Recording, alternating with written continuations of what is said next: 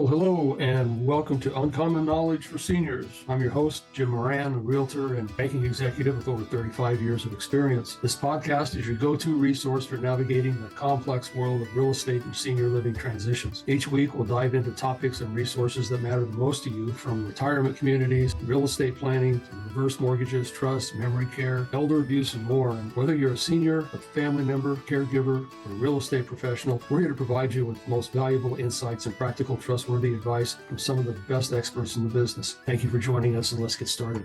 Well, hi, welcome to Uncommon Knowledge for Seniors. Our goal here is to provide some information for folks that maybe they don't know what they don't know, and how are they going to find those things out? It's a big question. If you've been involved with seniors, you know exactly what that is. Today we have Debbie Tallman. Debbie Tallman is someone I've known for years. She's one of the best reverse mortgage people around, has a deep passion for it. And we wanted to talk today about some of the myths around reverse mortgages, what's true, what isn't, and what people are thinking, and how they came up with that, and the fears around it, and the inevitable questions of, well, is it for me? Is it not for me? And I've always felt the best way to come to that decision is to really get the facts and really understand what it looks like, see exactly what those things are, and what it really looks at, and not go by somebody say so or not, and make this decision for yourself. And frankly, for most people, it's a great thing. It can help them in many ways and augment their retirement. And it's not the loan of last resort like I don't think it ever was. It's just another advantage you can have. It works real well. So Deb, why don't we talk today about some of the myths around reverse mortgages? And I know you heard them all. And what are some of the things that you feel people need to know that are the most important? Yes, and thank you, Jim, for having me on your podcast. I would say the number one myth that I hear is that the bank owns your home. And it's funny because the reverse mortgage, or the home equity conversion mortgage, has been around since 1989. So this is how long a misconception can last.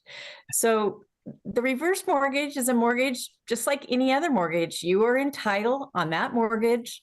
And as long as you're in compliance with the loan terms, you own the home, not the bank. So that's number one on the misconception. So those terms could be,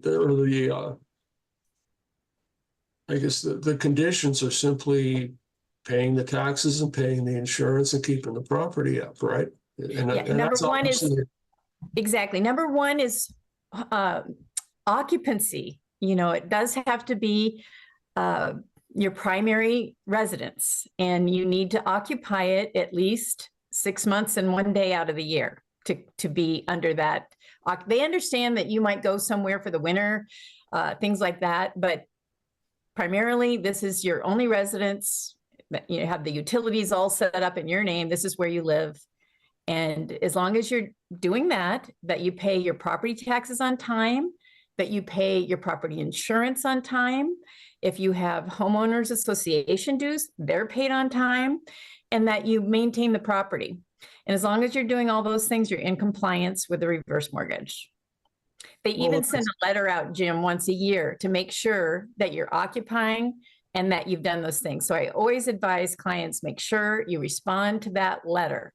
So, because if you don't, they'll come track you down. It would be the same as you missing your mortgage payment on a forward mortgage.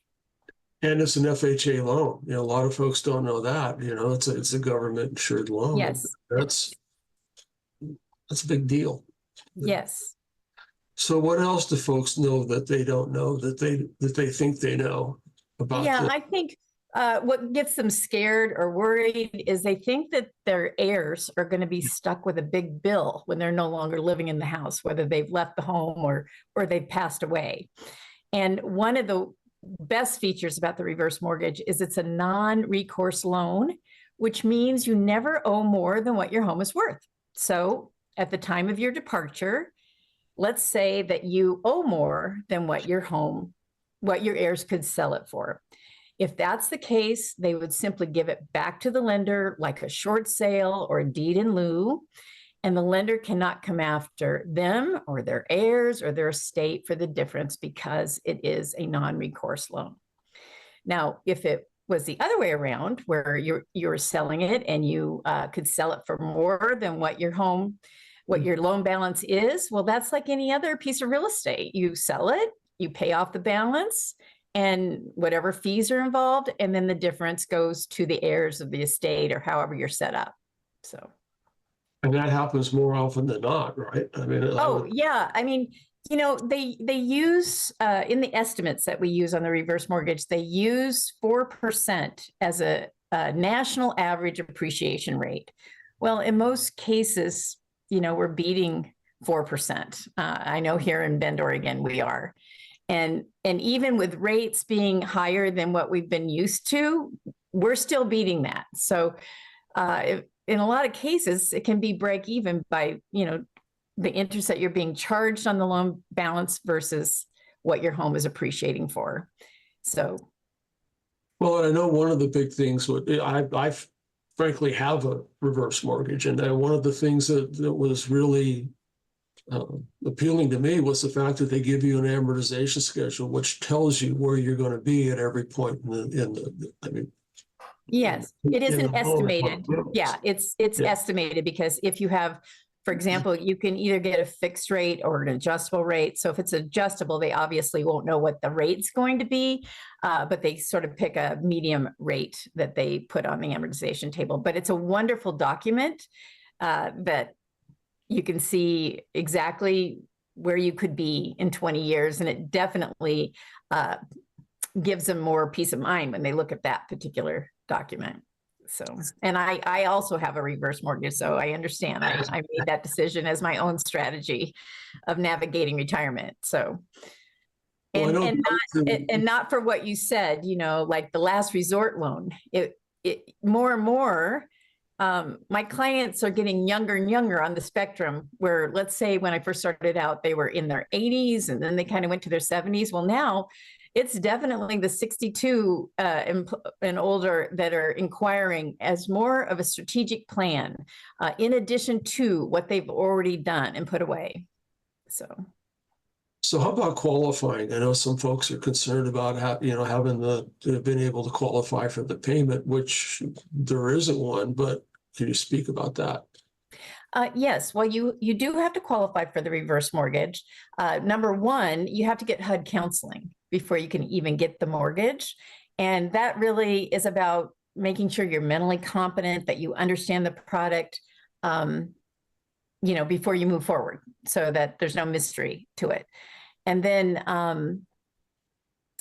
the other piece of this is we do have to pull credit, and we do have to look at your income. But what's so great is most of the time, I would say 9 out of 10 times, I'm qualifying my borrowers just on their Social Security alone, because they work with what they call residual income. So for example, a couple, I have to prove that they have $998 left over after they pay out their taxes, their property insurance, utilities, and any other monthly debt that they might have. And so as long as they have $998 left over, they say, you can qualify for the reverse mortgage. They do take a hard look at the last 2 years of your credit. They want to see a pattern. They don't require any kind of FICO score like a forward mortgage does, but they do want to show, especially if you've been a homeowner, that you've been paying your taxes on time and your insurance on time. And there is a workaround for it if that's not the case. But again, 9 out of 10 times, it's really not a problem to get qualified for a reverse mortgage. So how about revolving debt and car payments and things like that? That comes into play, right? Yes, I have to look at the minimum payments and then your car payments. I have to add all those together, and I would be subtracting that out of your income. So, some people have retirement income in addition to Social Security, but I would say most of my clients, I just try to make it easy on them and get them qualified just on their Social Security, which actually puts them at ease too, because if they have extra income, that's, more, that makes them feel even better, that they're in a great position. So I know a lot of banks and mortgage brokers and credit unions and all that kind of thing don't do these loans. Having been in the mortgage entity for a long time, I've always felt that a complete mortgage broker would know about everything, including reverse mortgages. I would think that they would be conversant in it, and maybe they don't actually do them, but they can speak to it and they can congruently and honestly explain how it works. And I know inevitably some folks will say, well, they're not for everybody, which is, I think the ultimate conversation, or the fees are too high. I don't like them because of that. And then that allows the person, the potential client, to just dismiss it and say, well, yeah, they're not for me. So therefore, without getting all the information, without having all the numbers, and not having all the benefits of it, and really being able to see how it works and do that. And I know I've come across that a lot where, my feeling is that everybody should be able to do them. And I know you feel that it should be an expertise on its own. And I get that. But isn't it possible for somebody to do it all? Absolutely. Yeah, I would say, here's what I know about our industry is the forward business is very automated. The client is pretty much filling out the application. It's not like the old days where we really had that one-on-one meeting and with the client. I would say the reverse mortgage is very much like the old days. It's a time investment. The application itself is 100 pages long, and so it's a lot that you want to be well versed in. And even though they're going to go to HUD counseling, it's our jobs as a loan officer to fully interview and make sure, take this holistic approach to them, look at all their financials, and is this the right fit for them, and that they fully understand the benefits like you're talking about. Yes, there's a cost to get the reverse mortgage, but if your net benefit is another $1,500 a month in your pocket, and this is where you want to live out the rest of your life, for example, because you eliminated a previous mortgage payment, then that quite possibly could make all the difference in the quality of your life every day. So, and I would say, like, one more myth that we hear about a lot is people still think that you have to make a payment to the reverse mortgage. And that's not true. You can pay or not pay, but you are not obligated to make any monthly mortgage payment other than your taxes and insurance and any HOAs. Those will continue just like any other mortgage. You have to pay those things. So, but like you're saying, Jim, any loan officer that's been around, they know that their job is to do what's best, the highest and best for the client. So, and they should be, if they're 62 and older, this topic should be coming up in their conversation if they are really looking at the whole picture. So do you think eventually it's going to morph into more of a combined effort with, I mean, I think people like Guarantee Mortgage are saying, well, we're going to make it more part of our deal. And I think it's coming. Oh, yeah. Well, a lot of the mortgage loan officers are aging out. I'm in that basket. I'm still here as long as my brain is still working, and I love what I do. And I loved helping to make a difference in a last homeowner's life. I loved doing first-time homeowners, and I feel like now I take care of the last homeowner. And that feels really special to me. But with 10,000 people a day turning 65, and this is going to go on through 2030, it only makes sense that every loan officer should be thinking about this. And, with the financial advisors that they work with, they should be taught, this should be coming up on a regular basis in conversation. Yeah. But like you said, when you say, well, why aren't more and more doing it?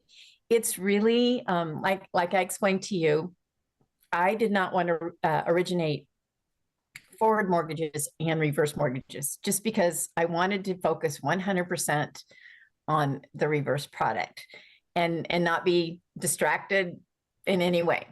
But So I think it's just a choice. How much of your business actually comes from, say, another mortgage entity or a bank or savings and loan or something like that? Do they? Well, I would say the highest of my resources of referral resources are other loan officers that don't want to be involved, but want their client to be taken care of.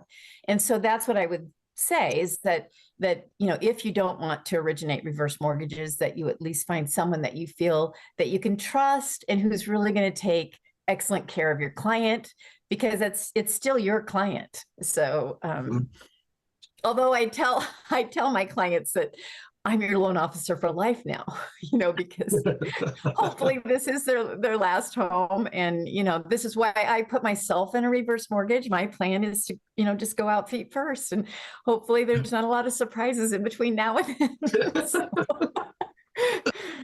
that I can't handle. So. Oh, man. It's such it's painful to hear some of these things, and